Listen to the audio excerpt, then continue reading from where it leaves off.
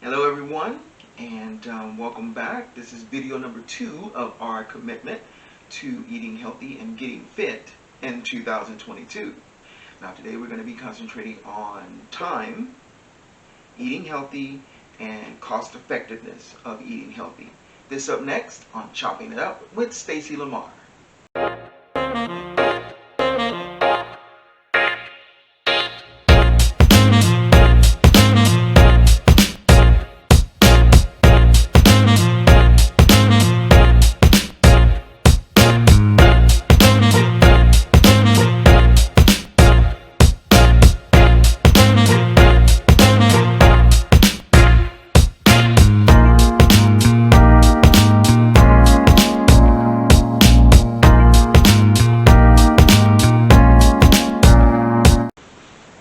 Hey y'all, what's up? This is your boy Stacie Lamar, and welcome back to Chopping It Up with Stacie Lamar. Alright, so today I am going to be speaking with a nutrition coach who is going to put the rest and maybe give you guys a little confidence in cooking healthy and eating healthy.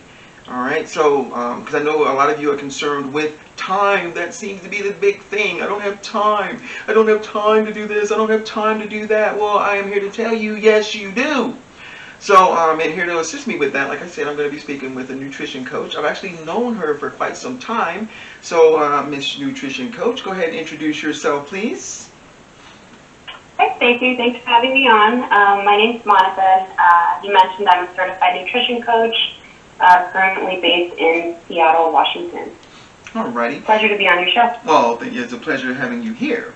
All right. So, Monica, like I said, I know you heard me, but a lot of the misconception with regards to eating healthy is I don't have time to do it, and I don't have time to prepare the meals. You know, we just want to go and go grab a burger or throw something in the microwave, And really seriously, let's face it, we all are busy. There are a lot of single parents, and even when there aren't single parents, the parents have to work 2 jobs, in today's economy. So I get where they're coming from with regards to time.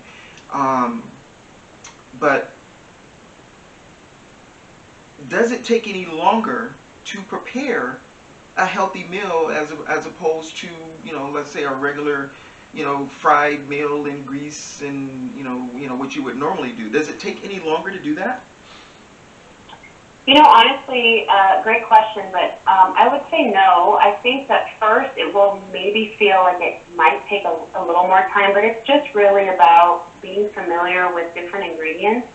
And as you get more comfortable cooking a little different ingredients, and instead of cooking something in the microwave, which might take a minute to heat up, you can really make a scrambled egg, for example, that's, healthier in just the same amount of time. So it's really about, I think for me, with what I've seen a lot of other clients have success in is really planning. And taking the stress out, because I think if you don't plan ahead, and again, this is about people making great commitments for the new year, about promising to take better care of themselves and their bodies. It's about having that commitment play through in their food as well, and being able to plan ahead will really give you the advantage. And honestly, for me, it takes me maybe 15 minutes to cook up a meal and have it, healthfully, readily available if I did my planning for that week. So it's just a matter of planning and staying committed to what your goals are. And I honestly don't see any additional time being needed to cook. Okay. So basically, really, what you just said, the planning thing, the planning aspect of it, it really is no different than, because I see people, they plan out their meals. Some people even cook their meals ahead of time and put them in the little Tupperware things and freeze them, or put them in the refrigerator. So you could basically do the same thing and still cook healthy, right? You can do the exact same thing. Exactly. Yeah, exactly. So a lot of the times what I find is very effective is, say, Sundays. Usually people do their grocery shopping, say, Saturday or Sunday. Sunday, what I do is the thing that usually takes the most amount of time to really cook is the proteins, right? So if you're making chicken or if you're making some sort of meat or some sort of meat product that might take a little bit more time in the oven, for example, to cook, what I usually suggest is make the proteins in advance at the very least, because vegetables generally take maybe 10-15 minutes max to cook. So the biggest thing is prepping, your proteins ahead of time. I'd say Sunday's a really easy day.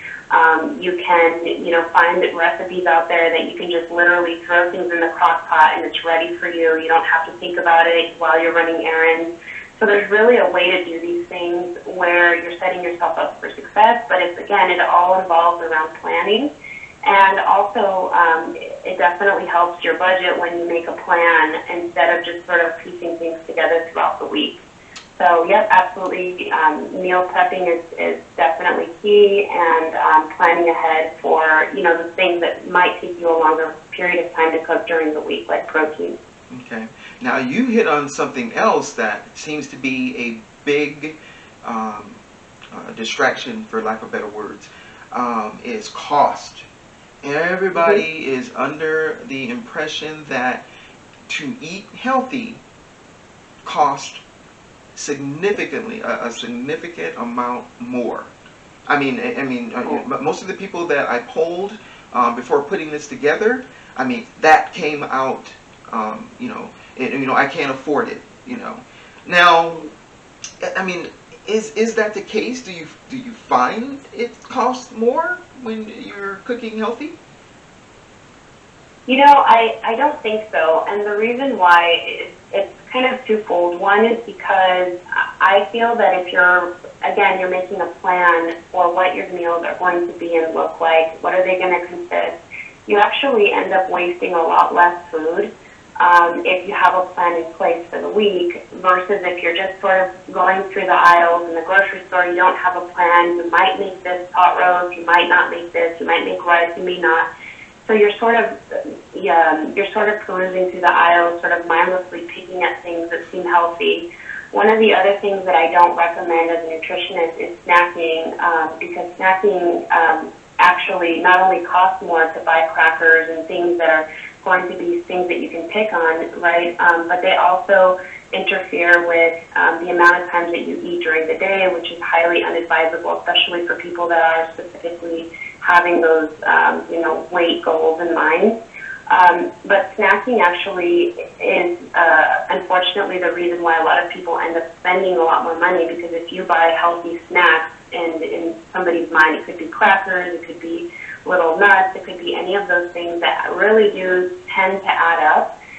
Those things will definitely make it a little bit higher. However, if you stick to the whole foods, the essentials, your eggs, your protein, your vegetables for the week, I can assure you that there's a way to really buy a complete list of vegetables and groceries for you and your family at a very, very low price and very affordable price. In fact, it's just more about shifting away from the things that you're used to buying and putting that money towards the things that you want to start investing in. For example, cut out the sweets and the sugars and the cakes and the cookies and the ice cream, and invest that into your meats and your butter, your whole foods, your butters, your salads, all of those fixings. And I find that people don't really actually notice a difference in price when they go that route. Okay. Now, what would you say to people? Now, remember now. Okay. So remember now, and you've known me a long time now. Yeah. I'm probably like your poster child for I deserve this. I don't. Now, keep in mind. Remember, we are a nation or a people who, when told, hey, wear this mask, don't bunch up, or bad things will happen to you. Our answer to that was, it's my constitutional right. So, when you say, okay, nope, you got to cut out the sugar, you got to cut out the cake and the cookies and whatnot. For some people, that's hard. That's hard. So how, Yeah. because, and if I feel like it's going to be a takeaway, then I am less apt to want to continue to do it. I mean, in your Right. dealings, have you come across that? I mean, and if so, what do you do to combat that? Oh, 100%. So I find that everybody that I have coached definitely has a serious addiction to sugar that they don't know that is there. But the minute you start shifting towards healthy, it seems like sugar kind of pops its head out. You know, kind of everywhere you look, in every package ingredient, there's hidden sugars in there. So one of the things that I definitely remind people, it's not about depriving yourself of the things that you like. It's about modifying how you're eating those things. So for example, if you are somebody that loves cookies, which personally I love chocolate chip cookies, I don't give up chocolate chip cookies. What I do is I find an alternative recipe that is not going to be setting me backwards in my goal, and it's still satisfying. It still feels like a treat. I don't have them all the time because now I know I'm not restricting myself, so I don't gorge on them, right? But they're different from the store-bought cookies that you get. There's a ton of recipes out there that you can find that are healthy alternatives to the foods and the sweets and the cakes and the cookies and those things that you can make at home that is by far a lot healthier, and it's going to keep you on track with your goals for the year. Okay. Now, you guys, I will attest. Now, I am a witness. Because, like I said, I am one of those persons that, unfortunately, um, if I feel that if I have to give up, a lot of things, man, it's hard for me to continue down that path. However, I am a witness. Monica brought me some cookies one time, and she brought them to me, and she says, hey, try these, and God bless you, girl. I know the look I gave you must have been. Yeah, I know the look I gave you must have been like, okay, yeah, sure, okay. I have to convert you. But I gotta tell you, man, those cookies were the bomb. Now I know, for those of you who follow the channel, I know I just did a show for the holidays on gingerbread cookies. Okay, but trust me, heck, next year I'm gonna be doing healthy gingerbread cookies. All right, but no, the cookies were great. They were freaking awesome. So what she's saying is absolutely true. You can find alternatives for that sweet tooth. Because I'm telling you, I'm serious. Look at my face. See how big the eyes are getting? They were good. They were freaking good. As a matter of fact, I was looking for more. I think I licked the bag. I'm not sure. But no, Monica, those cookies were really good, and they were healthy. Yeah. They were healthy cookies. Exactly. Okay, so that's the big thing. Okay, so now so now we're talking about the way things taste. Mm-hmm. What seasonings? I mean, can I just use the standard salt, pepper, garlic powder? I mean, what seasonings do you use to bring that that bland? Because again, most people, and myself included, most people think that eating healthy has to be bland. Yeah, no, I tell you, Stacie, if I could, I would show you like the types of meals that I make. But I am against bland eating. I don't do boiled chicken and bland broccoli that's been steamed. I don't believe in that kind of cooking because I think that that's one of the reasons why a lot of people give up. It's just because food is just so comforting and close to home, and it gives people a sense of comfort. And I feel that your food has to be it has to be satiating. It has to be very tasty, and you don't even mind eating that way. In fact, you don't even notice that it's healthy anymore when you start cooking with healthier ingredients, because I use basically all the seasonings that you use.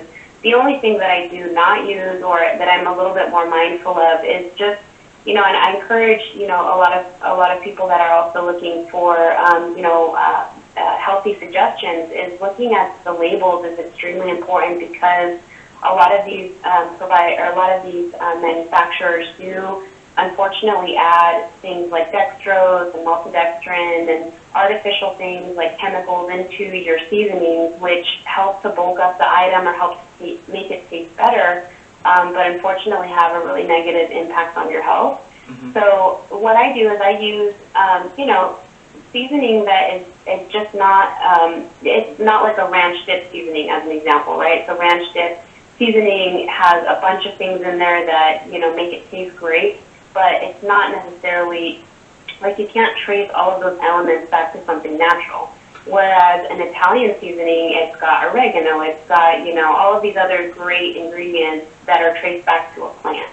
So you can definitely have fun. I mean, I have lots and lots of seasonings in my cupboard because I'm always experimenting. I'm always trying to make something really tasty, really flavorful.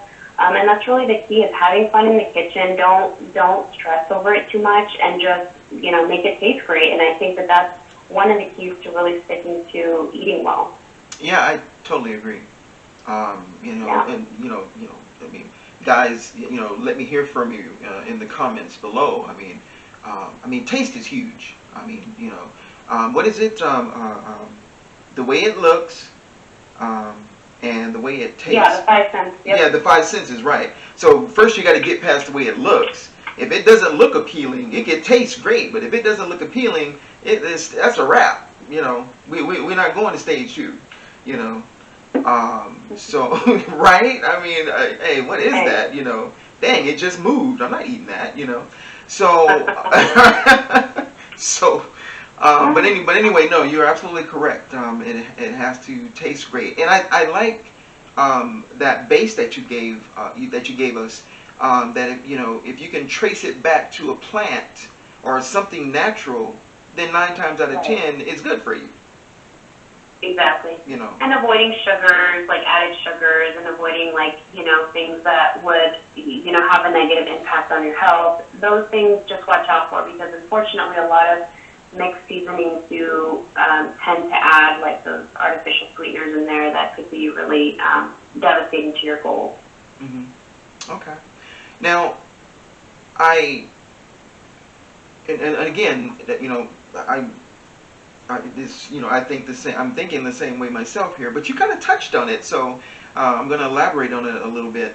A lot of people that I polled felt that not necessarily, changing the diet altogether was absolutely necessary, but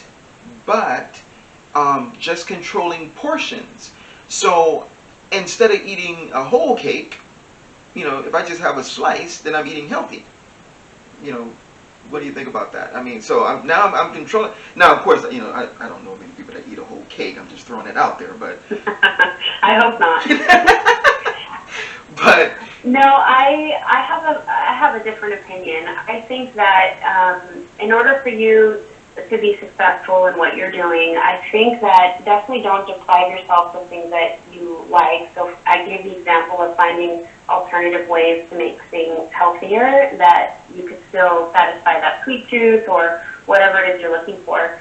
But I personally don't agree with less of something, like a little bit of something, or what's that popular saying is everything in moderation. Right. I don't think that's true, because your body works in very specific ways. I know people talk a lot about portion control, Mm-hmm. and things like that. And I'm a big advocate for intermittent fasting personally. I think that, our bodies weren't designed to eat at all hours of the day. I think that eating actually and snacking, I know that a lot of people subscribe to the idea of eating 6 small meals a day, Mm-hmm. is healthy. And I actually think that it's very much the opposite. I think it actually is worse for your metabolism to eat that way, because your body is constantly in digesting mode. It's never fully able to just rest and give yourself a big reset for the next time that you need to eat food. Mm-hmm. So what I always find success with people is actually intermittent fasting, which is when you go for a series of hours without eating. And this has tons, you can do your research on this, but this has tons of research on benefits as to why and how it can actually help people not only with weight loss but for mental clarity and just positive effects on depression and all of these other things that it affects mood.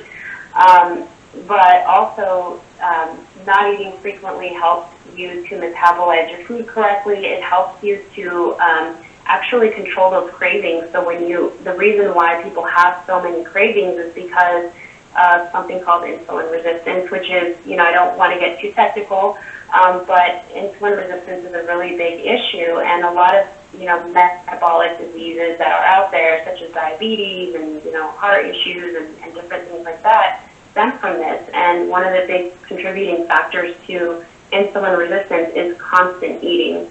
So I actually recommend people to try and stick to 3 or less meals a day and no snacking in between. And that is actually one of the first steps in having a successful plan. And then when people talk about having something in moderation, I feel that, or cheat days, for example. I am very much against cheat days. I feel like, you don't have a cheat day in your marriage, or you shouldn't. So you shouldn't do that. You shouldn't do that in your diet, but you should make room for things that you like. So, for example, if you really like pizza, I think that you need to fit that into what does pizza look like in this new healthier version. Because also it's not realistic to think that you're going to cut everything out. So what I mean by that is, again, looking at healthier alternatives to be able to fit that within your well-being goals, I think is more the answer than to say something like a slice of cake versus a whole cake. Mm-hmm. It's more of how can I make a cake healthier where I won't feel that remorse, right? Because the minute you eat that slice of cake, you knew it was bad for you. And you feel this remorse, and what happens a lot of times is that actually people catapult into eating bad for the rest of the day because they say, well, I already had a slice of cake, might as well have a Coke, and might as well eat these cookies, I'm having a bad day, and then it just gets worse and worse from there. So instead of that is, how about make a cake that you won't feel that remorse because you're using cleaner ingredients that, you don't feel bad after eating it. Okay. Well, girl, if you can make a cake that tastes halfway as good as those cookies, then hey, I'm all in, man. Telling you, you will be surprised. But I'm gonna have to send you a cake now. But so most people will use the milk chocolate frosting or buttercream or whatever. What would you substitute as a frosting? Other than dark chocolate, There's actually tons of recipes on alternatives for frosting. One of the websites that I think I recommended for you, and I actually, when I first started eating cleaner, went to this website a lot for recipes, is wholesomeyum.com. Mm-hmm. And I basically noticed that there's a lot of sugar-free, sort of grain-free alternatives here. So instead of using white flour, you use almond flour. And it substitutes, white sugar for maybe monk fruit or, these other healthier sugar alternatives that don't have a negative impact on your blood sugar levels. So there are a lot of recipes out there where you can actually substitute, frosting. You can make it out of heavy cream, or you can make it out of so many different types of bases. Just depends on kind of how you like it. You can make it with cream cheese. You can make it taste so delicious that you wouldn't even tell, or you wouldn't even miss the other sugary alternative. Okay, wow, that sounds good. What you just said there, actually. Mm-hmm. All right, so y'all, you're hearing what I'm trying to relay to you is that, number one, if you want to do it, in the first video, it came down. We were discussing. One of the excuses for not continuing this particular New Year's resolution is time. Well, you heard it from a certified nutrition coach that it doesn't take any longer to cook a healthy meal than it does to cook something that isn't necessarily healthy for you. It doesn't take that much more time, and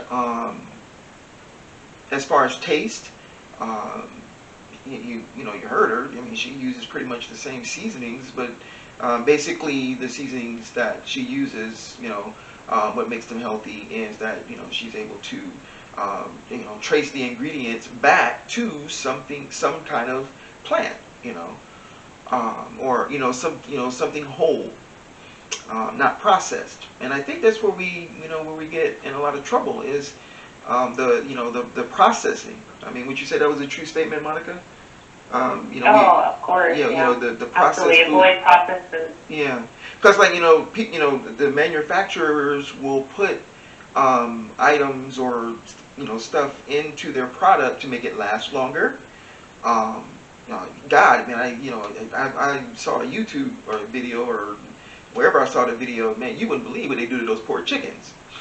So, you know, wow, it was like, you know, the poor thing was like, you know, small, and then next thing you know, it looked like Arnold. So, um, yeah, so we had to, you know, stay away from all the processed stuff.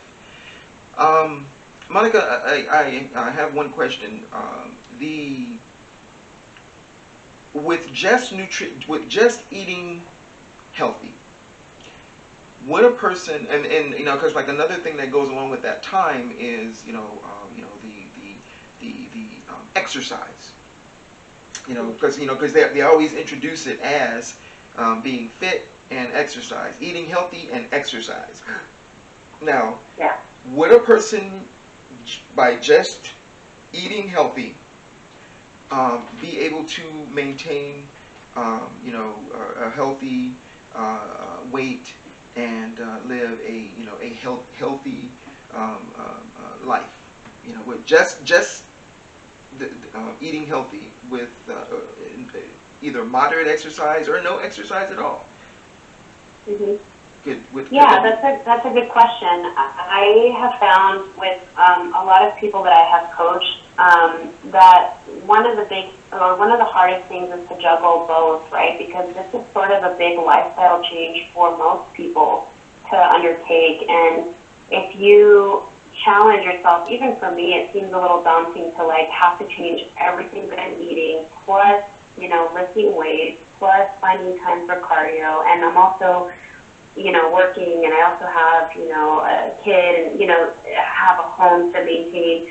So this all seems really daunting, and what I like to really remind people that I coach is that it's starting slow, and it's starting with the most practical things for you. So a lot of people have high cortisol levels, and one of the biggest, or one of the easiest things that anyone can do really is if you don't have the time for rigorous exercise, I would say don't sweat it. One of the biggest things for me is first nutrition, then make sure that you're implementing walking at least 30 minutes a day or longer if you can. But walking is one of the most therapeutic things that people can do that has been proven to lower cortisol levels. It's been proven to help people sleep well. Sleeping also in turn helps people lose more weight when they get the proper amount of sleep. More restful, deeper sleep, and then it also helps people feel better. But just an overall 30-minute walk, if you need to start somewhere, my suggestion is always just get walking in, even if maybe you're working from home, or you're not able to really go outside because the weather is bad. Walking around your home or your apartment or wherever you are, it helps just to move around, get stretching. Something as simple as that is actually, for many people that are just starting out and are a little bit more, starting this lifestyle, and it's a little bit overwhelming, I say just start there, just start really easy, and then as you become more energized, because you will eventually start seeing some changes just with diet alone, where you have the energy to do more. And when you have the energy to do more, you'll be encouraged, okay, maybe now I can start lifting some weights, or maybe now I can, push myself to do a little bit more of a different type of exercise. But I never encourage people to go hard at both things, because I think for a lot of people it causes exhaustion, and it causes them to get discouraged to keep going. So the best thing that I've ever, have seen results with is people that start first with their nutrition, because that's the number one thing that I have found that has changed people's health. And then definitely walking in conjunction with healthy eating has definitely given a lot of people results. Okay. No, I mean that's I mean, what do you think, you guys? That sounds pretty. That sounds pretty sound. That's you start with what goes in the body first before you start worrying about trying to because for me and ever since you've known me, I mean I've had this issue. I want to try and get back to where I was, to where people didn't run screaming for the hills when I took my shirt off. Yeah, it's pretty bad, girl. It's like it's like Godzilla, and yeah, it's pretty bad. So, oh no. Yeah. I mean, I go walking with my son, and he walks behind me. I'm like, come on, come on. He's like, no, I'm cool back here. But it's like I don't want to be seen with you. Talk about a complex. But anyway, okay. Now, but for those who want to, eventually, lean up and cut up and rip and whatever other words they use to describe a toned physique. You're saying that later on, once you get what you are putting into it down and on a routine, then you can gradually move into once that becomes habit, then you can move into the next stage, or getting into that aspect of it. Yeah, exactly. Okay, all right. See, I mean that works for me, you guys. I mean I think that's pretty sound. All right, guys. Monica, again, I want to thank you. I know you're busy, and I'm actually going to probably call you later because I want to, I need some coaching advice. And you know what? Can you, I mean, I don't know if it's a secret or anything, but can you send me the recipe for the cookies? Yeah, I'll send them to you. Really? Okay, cool. Yeah, really serious. I'm serious now. Don't have me waiting for them cookies. No, I'll send it. All right, cool. No, okay, so is it okay if I share with my viewers? Yeah, of course. Okay, cool. You guys are going to love these cookies, trust me. All right, so Monica, I'm going to go ahead and say goodbye to you.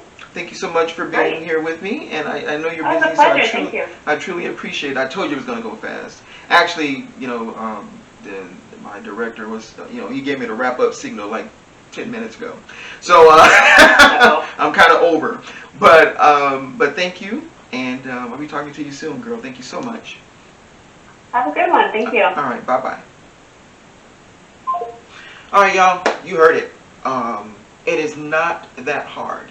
And I think that's pretty sound advice, because you want to concentrate on what you put in your engine,